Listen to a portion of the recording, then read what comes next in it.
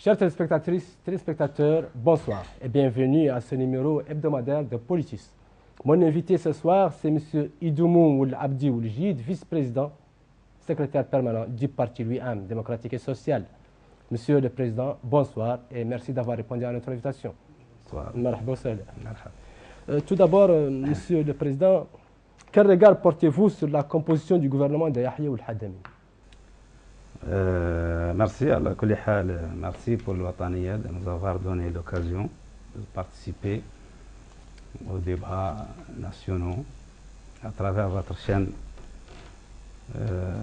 D'abord, je profite pour souhaiter un bon hivernage pour la Mauritanie, d'une manière générale, surtout les zones de production, et souhaiter encore une bonne politique d'assainissement pour les habitants de Nouakchott. C'est quand même ce qu'on vit tous les jours, malheureusement. Le gouvernement de Yahya Ould-Haddamine, je le vois à travers une simple continuité de son prédécesseur. Tout simplement parce que j'ai l'impression que c'est la continuité du précédent gouvernement. Alors, lui-même, en tant que dirigeant de ce gouvernement, je lui souhaite d'ailleurs une bonne chance pour mieux gouverner. Et j'espère encore qu'il a tous les ingrédients nécessaires pour être un bon Premier ministre. Espérons. Donc, mais attendiez-vous la nomination de Yahya Ould-Haddamine comme Premier ministre du second candidat de Ould Abdelaziz? Non, parce qu'en réalité, nous n'étions pas branchés sur ça. Pour être franc, d'abord, le parti, vous connaissez bien sa ligne de conduite. Nous n'étions pas dans la majorité. Nous n'étions pas concernés par ce gouvernement. Bien entendu, si le président Mohamed Abdelaziz a voulu procéder à une ouverture, nous allons avoir un mot à dire, éventuellement. Si ce n'était pas le cas, alors Yahya Ould-Haddamine se présente comme tous les autres, peut-être Mauritaniens. C'est le seul président qui l'a nommé, qui sait pourquoi il l'avait nommé. Donc, voilà, donc on a appris, comme tous les Mauritaniens, que M. Yahya Ould-Haddamine est désormais le Premier ministre mauritanien. Oui, mais en tant que parti politique de l'opposition, attendiez-vous sa candidature? Non, en réalité, il n'y a rien d'extraordinaire qui nous branche véritablement à suivre qui sera le Premier ministre.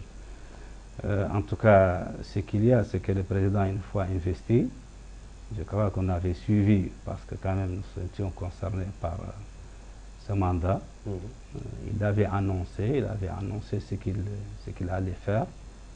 Eh bien, c'est lui le choix qui a porté sur tel ou tel. C'est à sa discrétion, on l'a appris comme tous les autres.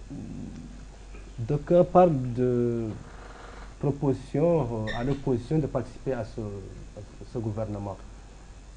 Bon, attendiez-vous vraiment cette consultation? Je voudrais d'abord dire que nous ne sommes pas intéressés par la gestion de notre pays, ça ne se dit pas. Non, nous sommes bien concernés, c'est pour cela d'ailleurs on était candidats. On avait pris part dans toutes les consultations législatives et municipales et présidentielles. C'est parce que nous entendons gérer ou participer à la vie publique de notre pays. Rester à l'écart pendant 10 ans, pendant 5 ans, pendant les mandats successifs, ce n'est pas ce que nous attendons. Alors la première responsabilité revient à ce que les Mauritaniens ont choisi à travers les élections présidentielles, notamment le président Mohamed Abdelaziz. S'il avait opté pour une ouverture et une consultation par les autres partis politiques, que ce soit de l'opposition ou de la majorité, on allait dire un mot, on allait participer. Si ce n'était pas le cas, eh bien, nous resterons au suivi, on regarde ce qui se passe dans notre pays. En tout cas, nous resterons toujours vigilants par le passé. S'il y a quelque chose qui ne va pas, nous le dirons au bon moment, et ainsi de suite, et on continue notre chemin dans l'opposition. Très bien. Pouvez-vous rappeler à nos téléspectateurs les raisons qui ont amené l'UIAM à se désolidariser de ses alliés de l'alternance pacifique lors de la présidentielle de juin dernier? Très bien, c'est l'occasion pour moi de rappeler, bien que je l'avais déjà dit au moment des présidentielles, lorsque le président de l'UM, le président Boïdje El-Houmaïd, a voulu se présenter aux élections présidentielles, nous ne considérons pas que nous étions désolidarisés de notre groupe. Tout simplement parce que la CAP, la convergence pour l'alternance pacifique, vous le savez bien, a été mise en place suite au dernier dialogue que nous avons entamé avec le pouvoir actuel lors de la précédente crise politique qui existait. Bien entendu, pourquoi alternance pacifique? C'est tout simplement pour pouvoir justement participer aux différentes élections et consultations, y compris celle des présidents.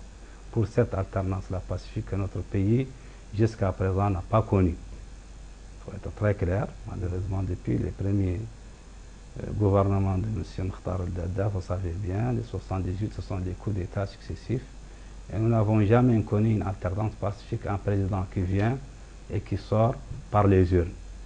Donc c'est pour cela qu'on avait mis en place cette convention, pour pouvoir davantage dire aux Mauritaniens que seule la voie pacifique pour accéder à la magistrature suprême de ce pays à travers les élections. Donc c'est à travers quoi les élections? Donc on ne peut pas mettre un système, faire un dialogue, opter pour un système politique, prendre toutes les dispositions nécessaires pour que ça soit libre et transparent, et à la dernière minute on se retire. Tout en sachant que la question de participer ou non, c'est une décision qui concerne chaque parti à part. Donc ce n'est pas la CAP ensemble qui a décidé de participer ou non, donc on l'avait laissé ça. Chaque parti décide est-ce qu'il doit participer ou non. L'UM donc a décidé de participer aussi bien pour les élections législatives et municipales, et il a continué pour consolider ses acquis en se présentant pour les élections présidentielles. Donc malheureusement oui, les autres deux partis qui constituaient avec nous la CAP n'étaient pas prêts pour ces consultations présidentielles, et donc ils étaient là, comme d'ailleurs les autres partis politiques de l'opposition qui n'ont pas voulu se présenter à ces élections. Est-ce qu'il y a eu une consultation entre vous et Sawad APP avant les élections? Non, on était parti de ce principe, que c'est ouvert. C'est lui qui juge qu'il peut se présenter, il n'a qu'à se présenter. Nous avons jugé qu'on allait se présenter. Et donc on avait passé par nos instances internes, parce que ce sont elles qui délibèrent et celles qui optent pour la candidature ou pas. Donc on avait consulté nos bases, nos structures, et le verdict était allez-y à travers notre président, le président Boïdje, de se présenter aux dernières élections présidentielles. Effectivement, c'était un manque, parce que eux qui n'étaient pas avec nous dans les consultations, normalement, ils devraient voter le président Boïdje. Bon, comme ils ont opté encore pour un boycott actif aux élections, eh bien, nous les considérons comme les restes des autres formations politiques qui n'ont pas voulu nous soutenir. Et on a dit aux autres Mauritaniens, voilà notre programme, voilà ce que nous allons faire de la Mauritanie, si vous allez nous donner vos voix. Eh bien, on était parti dans ce principe. Ça ne remet en cause en rien la CAP, elle devrait toujours exister parce qu'elle était sur le principe de la démocratie et de l'alternance pacifique. Nous étions contre ce que nous appelle dégager, rahil, les voies anticonstitutionnelles, les coups d'État. Nous réitérons encore que nous sommes encore contre ce système. Donc, qu'est-ce qui reste devant nous? C'est d'être une alternance pacifique. À travers quoi? À travers les urnes, à travers des élections libres et transparentes.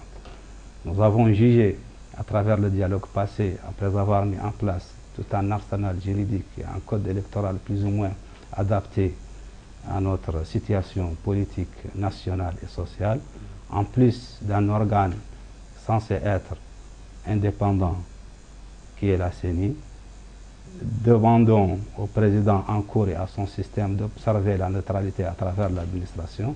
Donc tout ça, nous l'avons mis dans un document à travers des lois, à travers des décrets d'application, et nous avons dit, mis les Mauritaniens devant leurs responsabilités, depuis le président de la République jusqu'au le dernier échelon de l'administration, pour mieux observer cette neutralité-là en ce qui concerne l'administration et cette transparence-là à travers les organes qui ont en charge les élections à travers, c'est-à-dire la CENI, c'est-à-dire le Conseil constitutionnel, et ainsi de suite. Oui, mais est-ce que vous regrettez aujourd'hui d'avoir participé à ce scrutin? Non, justement, c'est d'ailleurs le premier mot que j'ai dit moi en tant que vice-président du parti lui-même et directeur de la campagne du président Boïdjel Diomaye, juste après les premières sorties, que nous ne regrettons pas, et nous continuons à le dire que nous ne regrettons pas notre participation à ces élections. Tout simplement parce qu'elle nous a donné l'occasion de dire aux Mauritaniens c'est quoi le projet de l'UM. Je crois que c'était une bonne chose, surtout après avoir connu les résultats. Je crois que beaucoup de Mauritaniens aujourd'hui commencent à nous donner raison. Peut-être n'ont pas pris le temps nécessaire pour matérialiser leur choix à travers les urnes et à travers les votes nécessaires. Mais une fois, après rélecture de ce qui a été existé, je crois que les Mauritaniens ont besoin de l'UM et ont toujours besoin de ces idéaux pour l'unité nationale et pour surtout l'apaisement de la situation et la quiétude des Mauritaniens entre eux. C'est le seul l'UM qui a apporté ce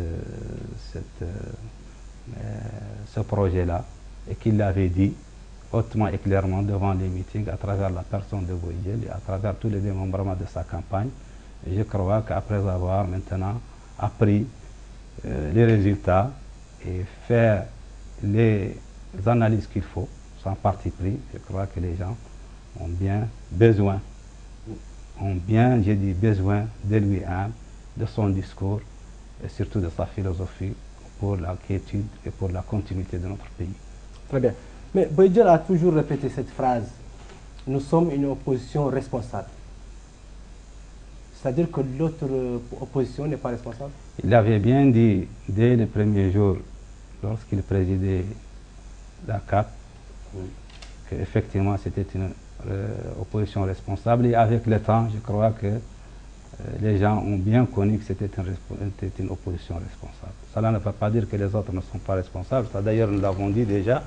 Mais en tout cas, nous optons pour une responsabilité quand même assez importante à notre opposition. Nous donnons cette responsabilité à notre opposition pour notre pays d'abord. C'est d'ailleurs les gens maintenant personnalisent beaucoup les choses. Croient qu'on avait fait l'opposition parce que ça fait plaisir à quelqu'un, ou on fait l'opposition parce qu'on veut plaire à d'autres.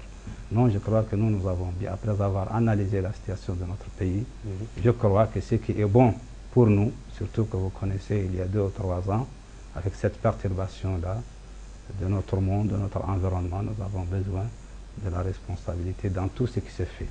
Et cela veut dire encore que même la majorité a besoin d'être responsable. Là, vous voulez dire que Boïdjel ne fait pas allusion à l'IFNDI, si vous voulez? Non, non, du tout. Il ne fait pas allusion à n'importe quel groupe de l'opposition. Mais lui, il a voulu résolument de faire une opposition responsable. Et c'est d'ailleurs pourquoi lui et la CAP... Oui, mais à votre place, la semaine dernière, le Gourmand était avec moi, il m'a dit, nous sommes une opposition responsable. Très bien. C'est par les faits, c'est par l'exercice de la démocratie qu'on jugera la responsabilité des uns et des autres.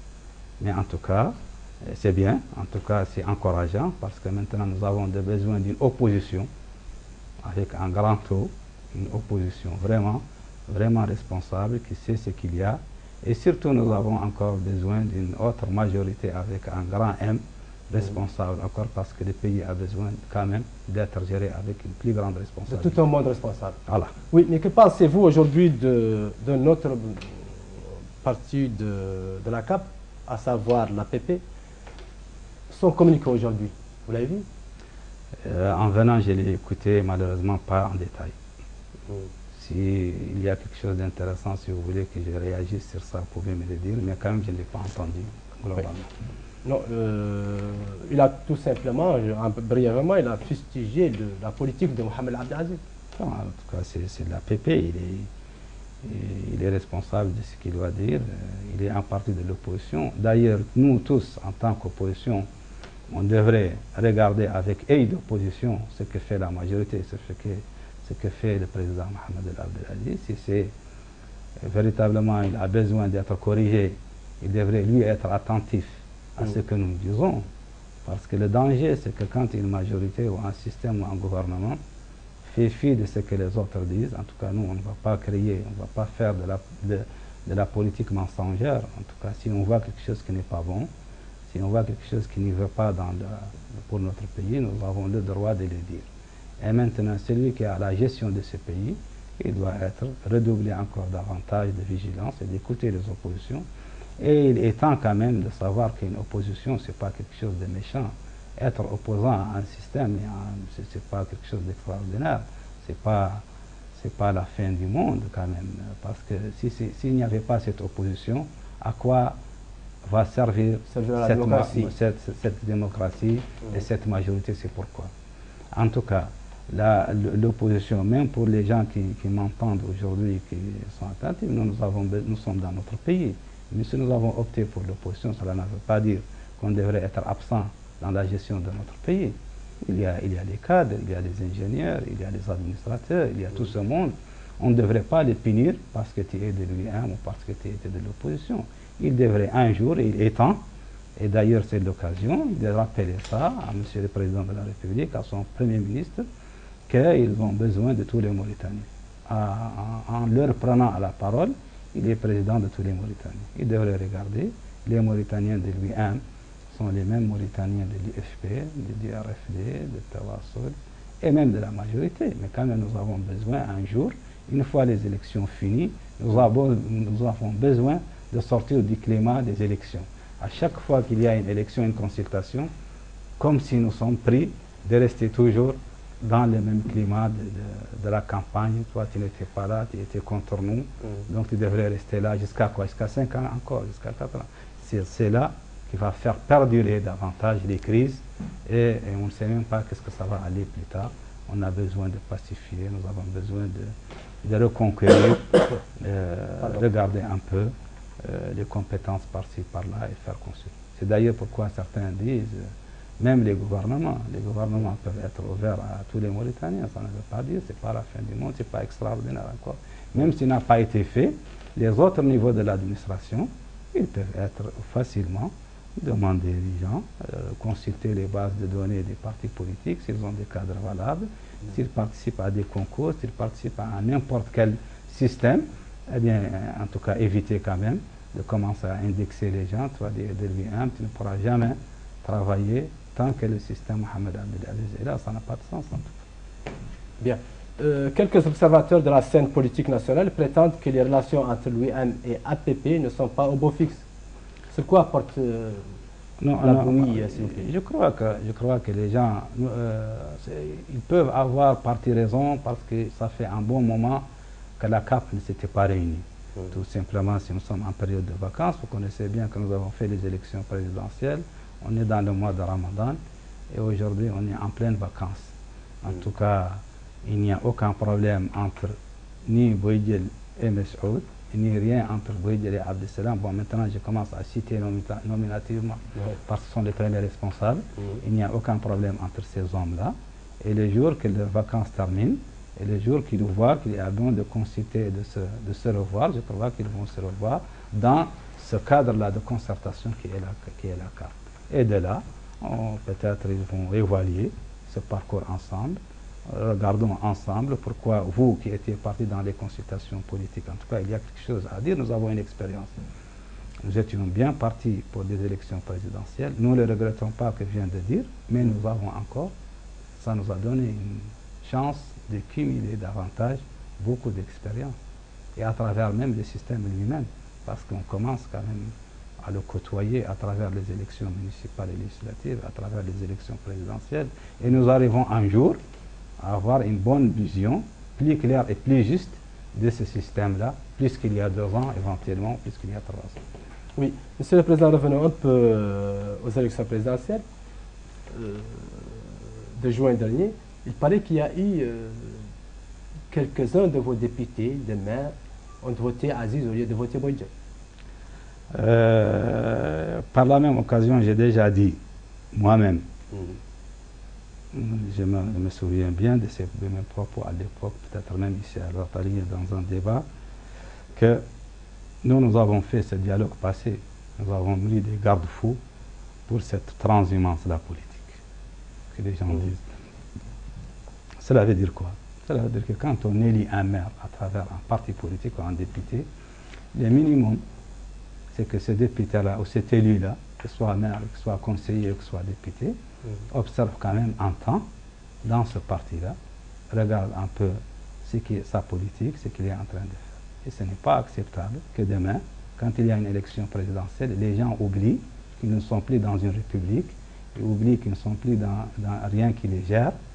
Et le danger, c'est que tu vois même des hauts responsables qui font la campagne, qui tapent les portes de ces députés-là et de ces maires pour leur faire sortir de leur camp initial. Ça, c'est pas faisable. Vous êtes censé savoir qu'un maire voté dans lui-même ne peut pas demain sortir de lui-même sans laisser sa démission et qu'il y a un dispositif nécessaire pour le faire remplacer. Un député, peut-être c'est la même chose, peut-être c'est pas très clair comment on va procéder à le faire remplacer par quelqu'un d'autre, mais c'est très clair, on avait dit, une loi a été votée par notre Parlement, que c'est elle est bien interdit de changer. Bon, la manière dont ça a été fait pour certains maires, il y a un maire ou deux, effectivement, nous étions victimes de ça. Et ça a été malheureusement orchestré par le parti au pouvoir, ce qu'on appelle l'UPR. Malheureusement, à travers ces campagnes, ces ministres, ces gouverneurs, ces hauts responsables, ils n'ont comme mission que de partir débarquer vers une zone où il y a l'UIM, un maire de l'UIM, un député de l'UIM, et lui faire signifier tu dois sortir de ton camp initial et vas-y voter Mohamed Abdelaziz parce qu'il sera le président de la République. En tout cas, je sais très bien qu'ils ont fait mal à la démocratie, ils ont fait mal à Mohamed Abdelaziz et ils ont fait mal encore à ce parti-là. Si c'était quelqu'un d'autre, vous pouvez bien le faire, mais sélectionnez les maires comme si vous allez partir à votre actif, que vous avez fait quelque chose d'extraordinaire pour le président Mohamed Abdelaziz. J'ai l'impression que vous ne l'avez pas servi du point de vue démocratique. En tout cas, nous étions victimes bien de ça. À la rentrée, les maires qui continuent à boycotter lui-même et à les quitter, nous prendrons les dispositions nécessaires. Les députés encore qui veulent carrément sortir de lui-même, ils n'ont qu'à se manifester devant demain leur groupe parlementaire à l'Assemblée et dire désormais, moi je quitte lui-même. Et quand ils le disent explicitement, par écrit ou par en tout cas, nous on va procéder à la consultation juridique nécessaire pour déterminer le sort de cet élu. Ou bien ils voient que c'était une faute passagère, en tout cas c'est au bureau politique de lui-même, à son bureau exécutif de prendre la décision nécessaire. Oui, mais je me rappelle à l'époque, lors de ce débat dont vous parlez, j'étais présent d'ailleurs, il a dit que vous allez juste après de prendre des mesures de sanctions contre ça. Absolument, c'est juste après là que nous attendons. C'est juste après là, nous sommes dans les vacances. Nous attendons que le président soit plus ou moins prêt à prendre les choses de son parti, parce que quand même il est en vacances malheureusement un peu qui n'était pas très bien prévues, parce qu'il y avait un deuil malheureusement. Par la même occasion d'ailleurs, tous les Mauritaniens étaient venus pour leur présenter ses condoléances. Dès que le président soit prêt, dès que son bureau exécutif, il va le... Moi aussi, par l'occasion, je lui présente toutes mes condoléances les plus sincères. Merci beaucoup pour vous et pour tous les gens qui l'ont fait. Alors, Monsieur le Président, Ira Mauritanie a accusé récemment des partis politiques dont lui-un de pousser le président Abdelaziz à réprimer leur mouvement. Que répondez-vous à cela? C'est-à-dire Ira Mauritanie a accusé récemment quelques partis politiques, dont le vôtre bien entendu, de pousser Aziz à réprimer leur mouvement. Alors ça, nous allons dire, comme on l'avait déjà dit, que nous ne sommes pas prêts pour ce chantage-là de faire diviser la Mauritanie.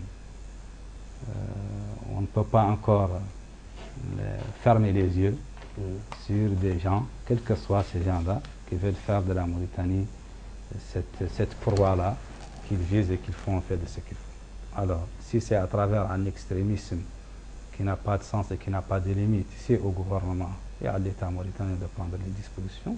Nous sommes dans un État. Ce qui nous couvre, c'est cet État, c'est ces lois.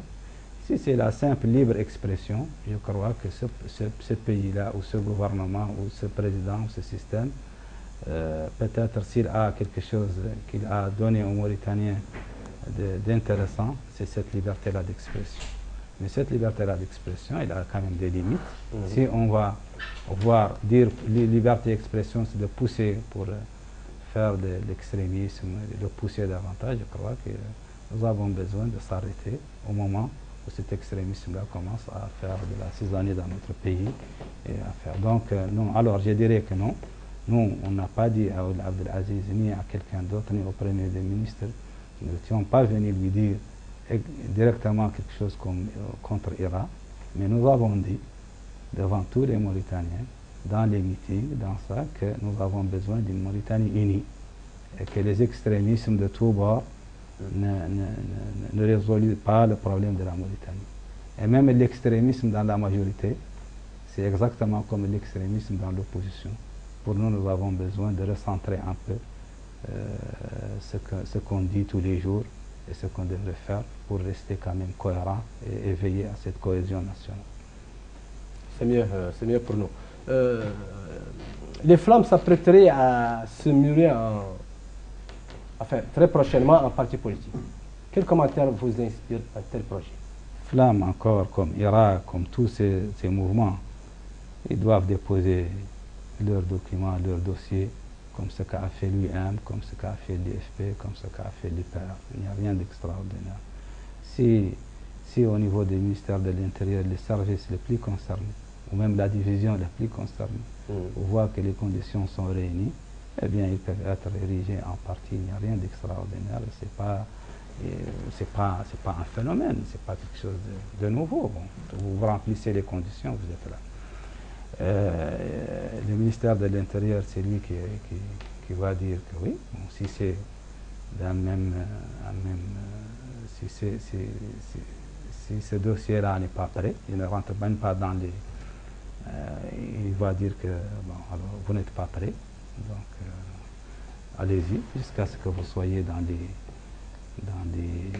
dans les normes pour que nous vous acceptions. Le danger, c'est de pouvoir encore, avant de faire ça, de fermer les yeux pour faire plaire à Flamme, ou à l'Irak. Le danger, c'est ici. On ne donne pas des cadeaux, on ne donne pas des trucs de ce genre. Il faut rester vigilant, il faut observer la vigilance qu'il faut pour éviter plus tard de dire oui, on n'était pas là, ça c'est pas bon. Alors, ou bien ces gens-là répondent aux critères leur donnés, ils ont droit dans leurs droits, ou bien ils ne répondent pas. Je crois qu'on n'avait pas besoin de commencer maintenant à chercher parce que ça va plaire à des gens ici ou à l'extérieur, ou parce qu'on est sous telle pression ou telle pression. Moi, je crois que vous avez besoin, c'est-à-dire les services de l'intérieur, c'est-à-dire les services juridiques concernés, de ne pas accepter de donner n'importe qui pour faire plaisir à d'autres. Très bien, Monsieur le Président. En tant qu'acteur politique, président de parti, quel conseil donnerez-vous aux Flammes à la veille de leur congrès, leur premier congrès en Mauritanie, après 27 ans d'exil? Bon, moi, je crois que, je ne sais pas, est-ce que ils vont toujours continuer avec le nom Flamme, je crois. En tout cas, je crois que c'est une période, si c'est terminé, je crois que nous avons besoin de dépasser. Quand c'est terminé, c'est terminé. En tout cas, nous avons reçu leur président au niveau de l'UN. Je crois qu'on a fait une bonne séance de travail. Je crois que le président Boïdjel qui a pris la parole, je crois qu'il a été très clair. Il n'a pas mâché ses mots, il a dit exactement ce qu'il pensait de ça. Et j'ai l'impression qu'il y avait une forte incompréhension, peut-être parce qu'ils ne sont pas en Mauritanie, ou parce que peut-être les gens, les préjugés, ou les gens disent beaucoup des gens. Je crois que les Mauritaniens, qu'ils soient du Flamme ou d'un parti qui existe déjà, nous sommes tous des Mauritaniens, on se comprend, il n'y a rien d'extraordinaire. Les gens du Flamme, même s'ils étaient exilés, ils sont là, ce sont des Mauritaniens, nos frères. Il n'y a rien qui nous sépare. Bon, si ce qu'ils disent est très cohérent parfois, peut-être ce n'est pas ce que nous attendons. Nous, c'est bien normal qu'il y ait cette divergence et que nous, encore, en tant que pays, nous avons besoin d'utiliser notre diversité. On n'est pas obligé à être tous cette diversité-là, alors nous avons besoin de l'utiliser pour le bienfait de notre population, de notre nation. Il ne faut pas quand même qu'elle soit, cette diversité-là, un inconvénient majeur à notre développement et à notre cohésion nationale. Et je crois que si les gens commencent à se comprendre, à se parler ensemble, les gens flammes vont bien savoir qu'ils ont besoin. Il y a d'autres qui peut-être qui portent leurs idéaux, leurs principes, qui n'étaient même pas dans leur ni négro-africain, ni négro-mauritanien. Et je crois que c'est avec le temps que ce brassage-là que nous avons besoin. Comme il y a des gens dans l'IPR, comme il y a des gens dans l'UM, dans l'IFP, peuvent être dans Flamme, dans l'IRA, ainsi de suite. C'est ça ce qu'on veut. Mais le danger, c'est de pouvoir dire, voilà, ça c'est le champ de ça. Il faut être de telle couleur, il faut être de telle couche, ou bien tu n'es pas dans ce parti. Ça, je crois que nous n'avons pas besoin d'accepter ça à côté de nous, qui poussent comme des... à la longue, je crois que c'est très dangereux. Et quand c'est très dangereux, il faut quand même prendre encore, parce que l'histoire encore, un jour, on va commencer à demander des comptes à ces gens-là. Aujourd'hui, ils sont bien gays. Ils ont le ministère de l'Intérieur, ils ont la justice, ils sont des ministres, ils sont des premiers ministres, ils sont des présidents de la République, mais demain, ils ne seront plus là. Eh bien, demain, les gens qui vont venir, ils vont demander pourquoi vous faites de notre pays, de notre nation, ce qu'elle est devenue, parce que c'est suite à ça. Très bien. Monsieur le Président, passons à autre chose. Des rumeurs persistantes, bien sûr, il y a des rumeurs persistantes, font état de l'existence de concertations secrètes entre la majorité et l'opposition. Qu'en est-il exactement? Je crois qu'ils n'ont pas besoin de travailler en secret. Je crois que ça s'est révolu d'abord. Ce n'est plus le temps de travailler en secret. Secret, qu'est-ce que ça veut dire, secret? Si quelqu'un va faire visiter un président de la République, ce n'est plus un secret. En tout cas, c'est très clair. Il y a une présidence, il y a une institution. Les gens se voient. Qu'est-ce qu'ils vont dire en secret? Je crois que la classe politique a besoin de terminer avec ça. Il a été vu en secret. Il a commencé à travailler en secret. Je crois que nous avons fait beaucoup de temps en secret. Il y a des partis qui sont là depuis 20 ans, 30 ans, qui travaillent. Peut-être c'est leur manière de vie. Mais la nouvelle classe politique, en tout cas, nous avons besoin de travailler pas dans l'obscurité. Ça, c'est déjà révolu. Je le répète, c'est révolu. Mais à quoi sert la majorité? C'est quoi? Nous avons besoin d'un dialogue. Nous, au sortir des élections passées, le président de notre parti, le président Boudjel, les minutes qui suivent après les élections, il a demandé que nous avons besoin de faire un dialogue, de procéder à un dialogue. Moi, je le répète aujourd'hui, nous avons besoin d'un dialogue serein, sérieux, entre toute la classe politique, que ce soit de la majorité ou de l'opposition. Pour l'opposition radicale et la majorité encore radicale, et lui-même est là. Nous avons servi de trait d'union dans cette majorité-là et cette opposition-là radicale. Que si la Mauritanie a des traits d'union à l'époque de son existence, ça a été utile ces traits d'union. En tout cas, nous, on est là. On va jouer ces traits d'union entre cette majorité-là et cette opposition-là radicale. Mais tout ça, c'est pourquoi? C'est pour qu'on procède à quelque chose de sérieux. Et pour faire sortir notre pays de cette Très bien. Excusez-moi, Monsieur le Président. Passons maintenant à votre parti. Peut-on savoir les raisons qui ont poussé récemment des cadres de votre parti à claquer la porte de l'UA?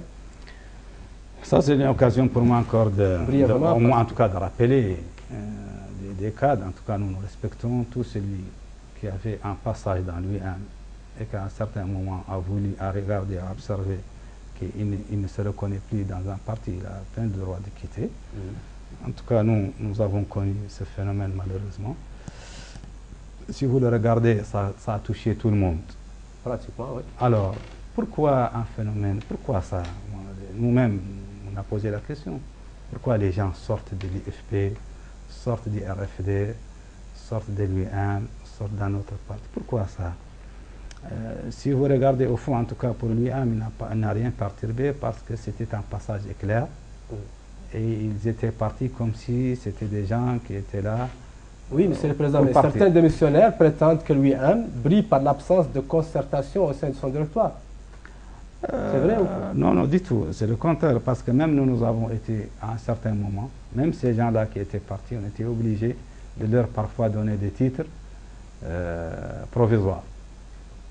Qu'ils soient du Conseil national provisoire, ou qu'ils soient même du bureau exécutif provisoire, parce qu'on les fait parfois réunir avec l'instance suprême de notre parti au titre provisoire en attendant de passer à l'instance qui suit, c'est-à-dire en attendant de faire le congrès ou le conseil national. Donc on était bien, ils étaient là. Alors qu'ils étaient venus comme ça, on leur avait bien ouvert nos portes, ils ont bien travaillé avec nous, et ils ont même dirigé l'une de nos campagnes, pratiquement les campagnes législatives et municipales. À un certain moment, ils étaient prêts à être des secrétaires exécutifs de notre parti. Et la mouche qui les a piqués, comme peut-être c'est la même mouche qui a tout piqué beaucoup de Mauritaniens, et qu'on voulait à un certain moment d'arrêter avec lui-même, eh bien nous nous avons souhaité une bonne chance. Et je crois qu'ils ont atterri vers l'UPR. Eh bien, tant mieux. On va voir qu'est-ce que ça donnera. En tout cas, ça ne nous gêne pas. Même si entre les partis, ce n'est pas très amical le fait de faire sa campagne sur le dos d'un autre parti. Je crois qu'ils ont, surtout pour l'UPR, il a de quoi faire sa campagne et de laisser les autres partis. Mais en tout cas, si on pousse la réflexion, c'est tout justement pour rendre que cette démocratie-là n'est pas importante pour certains. Donc nous avons besoin de préserver notre démocratie à travers nos cadres politiques qui sont les partis politiques. Donc c'est-à-dire que vous êtes touché par l'instabilité politique des uns et des autres. Peut-on remédier à cela? Bien sûr. Comment? Eh bien, alors, pour ce qui est de la loi, il faut appliquer la loi très claire. Donc ça, c'est très clair. On vise les gens, ce sont un peu les élus que je viens de dire, les maires ou les députés ou ceci. Bon. Pour les gens comme ça qui partent et qui reviennent, en tout cas, ça ne perturbe en rien. Bon, ils n'ont qu'à faire ça. Mais si tu fais sortir quelqu'un de son parti politique pour demain lui donner un poste public, c'est ça un peu le danger dans cette affaire-là. Comme si tu lui as dit, tu ne peux jamais accéder à ce poste public-là sans passer par celui-là. Donc si tu veux être... Même malheureusement, tu vois les chefs de division maintenant, ils veulent la que dole. Moi, je suis le Houkoum. Alors que c'est un simple chef de division. En quoi tu es dole, en quoi tu es l'État, en quoi tu es le président de la République, tu es un chef de division, un chef de service, un directeur adjoint, un directeur. Eh bien, si tu passes, tu continues à graduer, eh bien, ça y est, tu vois des gens qui croient que si tu rentres devant un directeur, comme s'il croit que c'est le ministre, il croit que demain c'est le président qui... Alors, non, je crois que nous avons besoin quand même de... Très bien. Monsieur le Président, on arrive à la fin de cette émission, mais avant d'y arriver, un mot de l'économie, globalement, de la Mauritanie actuelle. Bon, je crois que moi, j'ai regardé, j'ai consulté le dernier rapport du FMI. Et j'ai vu encore le dernier rapport qui a présenté le budget de 2014-2014 avec cette croissance à 6% et à 7%. Bon, c'est très clair, d'après les données statistiques, il a été tiré exactement, cette croissance est généralement tirée par le secteur rural et celui des bâtiments. Bon, pour le secteur rural, nous avons constaté effectivement que l'intensité culturelle a été améliorée. Donc ça veut dire que la même superficie, tu peux faire autant de fois, mais c'est bien, c'est une ancienne pratique que les agronomes connaissent, que les techniciens connaissent. Peut-être à un certain moment, on n'avait pas eu le temps de le faire, mais cette fois-ci, ça commence à se faire. Donc avec la même superficie, tu peux faire 2 campagnes, 3 campagnes. Ça améliore directement la production d'une manière générale et même la productivité s'ils font un peu de 2 fois une culture ou 3 fois une culture associée, c'est bien, c'est très clair. Pour le bâtiment, nous avons remarqué un peu que ça tire. Bon. Le reste, les mines. Alors, les mines, c'est bien, en tout cas nous avons le fer, il y a l'or, surtout le prix mondial maintenant. Mais le danger, c'est que dans 2 ou 3 ans, bon, en termes de prévision, si on n'est pas avec les mêmes prix de ces denrées-là, alors de ces produits-là, on croit que notre croissance risque de ne pas continuer. Alors, d'une manière générale, la sous-région, d'une manière générale, en certains pays même, la croissance est désormais à 2 chiffres, parce que c'est un phénomène un peu mondial. Nous, à 6%, c'est déjà bon. C'est un bon indicateur, ça il faut le dire. Quand on évalue d'une manière générale, parce que j'ai regardé un peu dans le rapport, et même du FMI et de la Banque mondiale, malheureusement, il faut quand même le dire, nous butons sur un problème sérieux en manque de statistiques fiables, sur lesquelles tu ne peux pas évaluer une politique, quelle que soit économique ou macroéconomique. Donc je crois que par la même occasion, s'il améliore notre système national de statistiques, surtout qu'on vient de faire un recensement général de la population, donc nous avons une bonne base de sondage pour pouvoir faire le reste de nos enquêtes. Nous pouvons avoir des données fiables sur l'emploi, sur le reste de l'économie, et comme ça on peut dire un mot sur notre économie d'une manière générale. Sinon, on est obligé de se cantonner à ce que disent les officiels. Et les officiels, quand ils disent, c'est peut-être quelque chose pour faire plaire éventuellement. Et surtout que les institutions qui viennent là, du FMI et de Banque mondiale, se basent trop sur les gens qui leur disent. Donc en satisfait, ça se dit normalement à cela. Mais quand même, d'une manière générale, on a remarqué que la croissance est bien là à ce niveau. Mais très clair, les grandes entreprises publiques, ils ont cité la Sonimex, la Somagaz, Moripost, je crois, à notre société. Eh bien, je crois qu'ils ont besoin d'assainir les dépenses publiques d'une manière générale dans ces entreprises. Je crois que ce ne sont pas les 4 entreprises que nous avons. Donc, nous avons besoin de regarder la SNDE. Je crois que nous avons besoin de regarder tout ça et voir son impact réel. De ces sociétés. Voilà. Et voilà, regarder sur la pêche.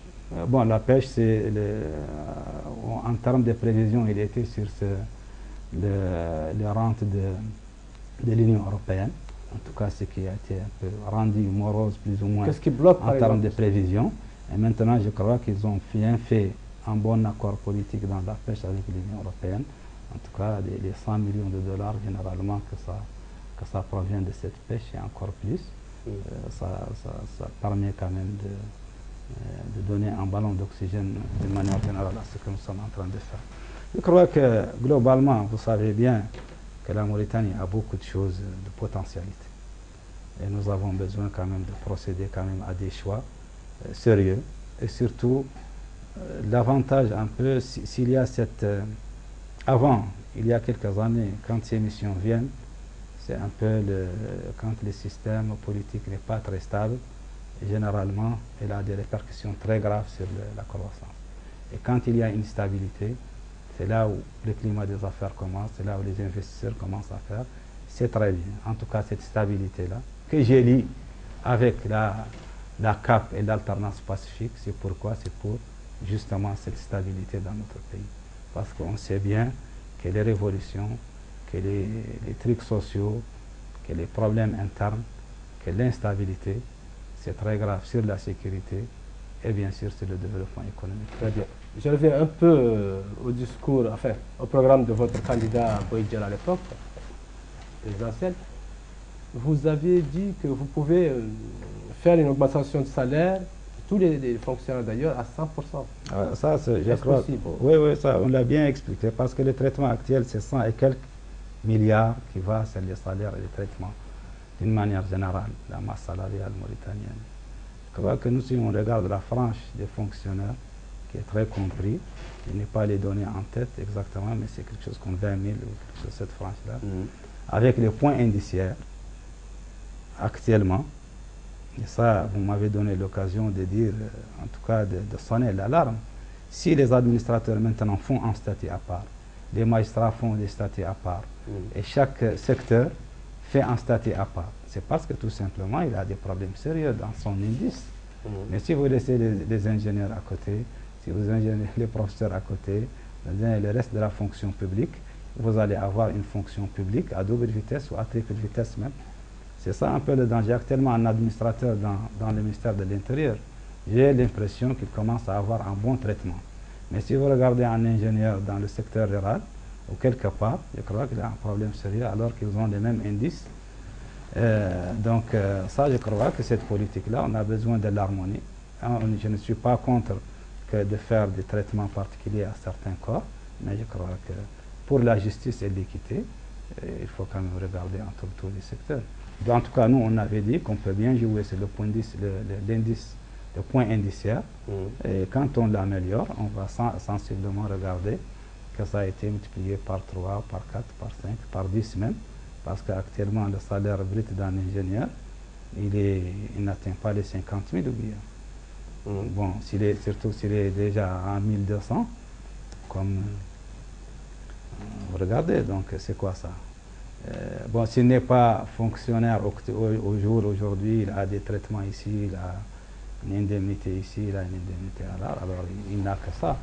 Ouais. Donc un ingénieur qui vient de finir ou qui a terminé en fin de carrière avec 50 000 billets, moi je crois, non, sérieusement, je crois que ça, il ne faut pas quand même se leurrer. Sérieusement, nous avons besoin de faire quelque chose de sérieux vers nos fonctionnaires, vers notre fonction publique. Comme ça, on va sécuriser tout ce qui vient maintenant en traitement.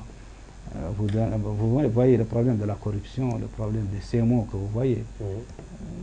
Personne ne veut être corruptible. Personne ne veut être maltraité de la mauvaise gestion. Mais si vous mettez quelqu'un dans des conditions qui ne peut pas se tenir, eh bien vous le poussez à être quelqu'un qui n'est pas très normal. Très bien, je crois que c'est l'occasion un peu très bien. de penser tout ça. Dernière question, et brièvement, quelle appréciation faites-vous enfin du climat politique actuel en Mauritanie? Bon, le climat politique actuellement, moi généralement, je ne vais pas terminer sur une note pessimiste. Je vais toujours terminer sur une note optimiste. En réalité, le danger d'être optimiste, c'est de ne pas prendre les choses avec sérieux et en considération sérieuse. Moi, je crois qu'actuellement, nous vivons une situation quand même pas très, au moins, pas, qu'on peut dire, pas très normale. Il y a beaucoup de voix qui s'élèvent, il y a beaucoup de voix qui veulent continuer à s'élever encore davantage et qui prônent un peu ce discours-là de division, ce discours-là, malheureusement. Je crois que nous avons besoin de savoir pourquoi et comment ces gens-là peuvent toujours continuer à dire ces discours sans qu'ils soient inquiétés dans le sens, pas dans la répression abusive ou la répression sauvage, mais ils ne peuvent pas être inquiétés par des sanctions. Et des sanctions quoi? Des sanctions de vote. Parce que si on part à des élections, comme la fois passée, moi je crois que les Mauritaniens ne peuvent pas venir demain faire leur rang, faire leur file et voter sur un discours extrémiste. Très bien. Je crois qu'ils ont besoin de regarder dans les programmes désormais.